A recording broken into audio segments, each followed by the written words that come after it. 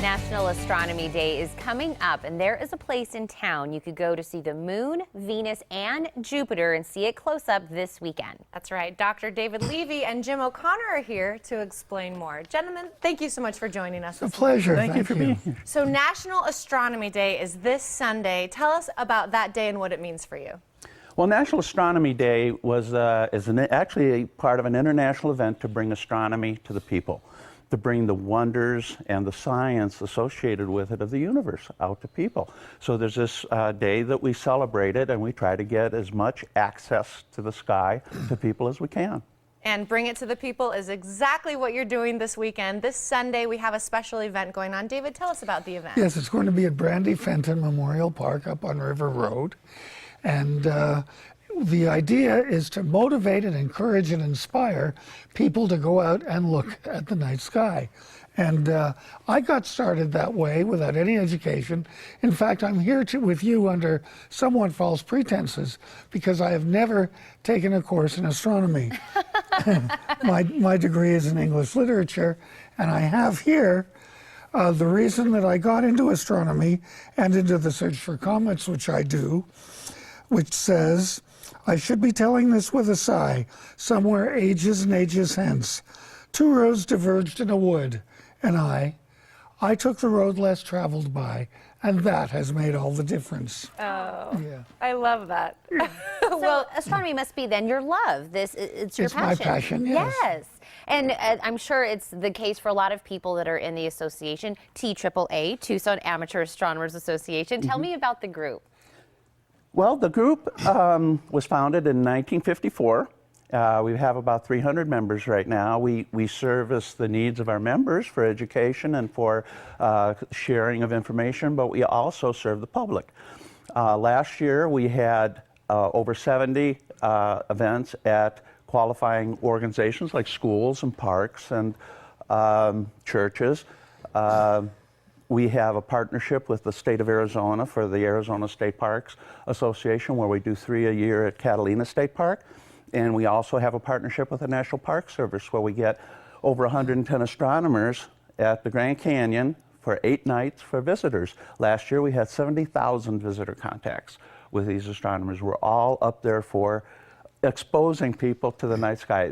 What I call it is raising their environmental awareness for doing that. So that's what we do. We want to do one thing, which is help the understanding of our own members, and we want to bring the public aware of their environment. And that's wonderful. What if somebody watching is hoping to be a part of your association? How can they get involved? Well, for me, the idea, the best way is to come to Brandi Fenton Park this Sunday. And our people will be there from 3 o'clock until 10, although the association starts at noon.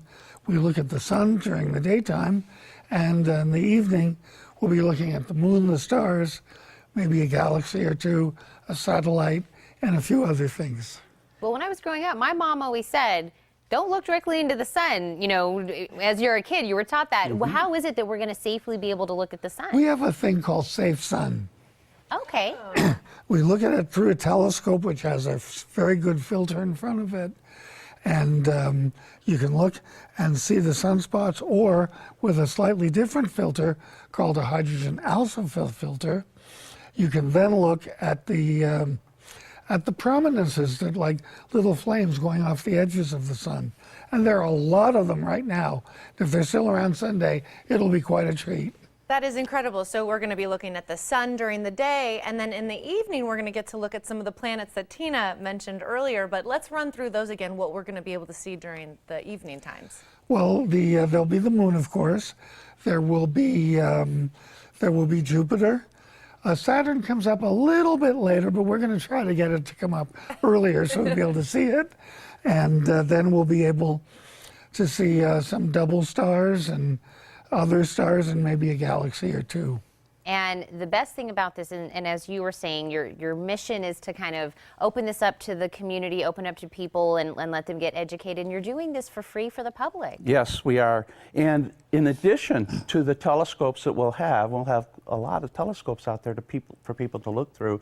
The telescopes, we also are disabled accessible. We'll have at least one, because I bring one, and there'll be a couple of other telescopes with video, live video where they can look at a screen if they have difficulty getting to an eyepiece.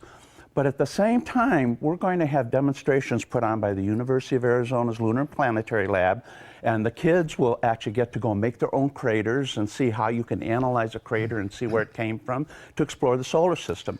We will also have solar demonstrations for them to have hands-on experience with how the sun generates its energy and see it. And then, because the sun goes down and it's not quite dark enough yet, we also have an education program for children in how telescopes work.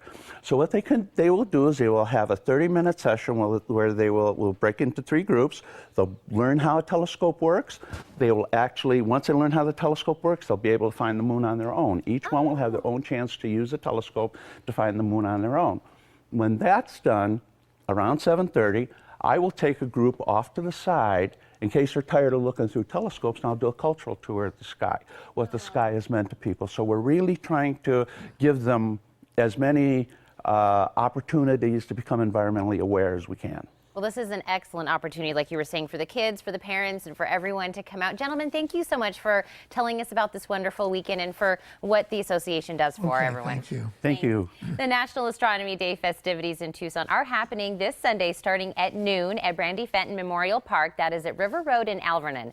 Admission is free, so for more information, visit TucsonAstronomy.org.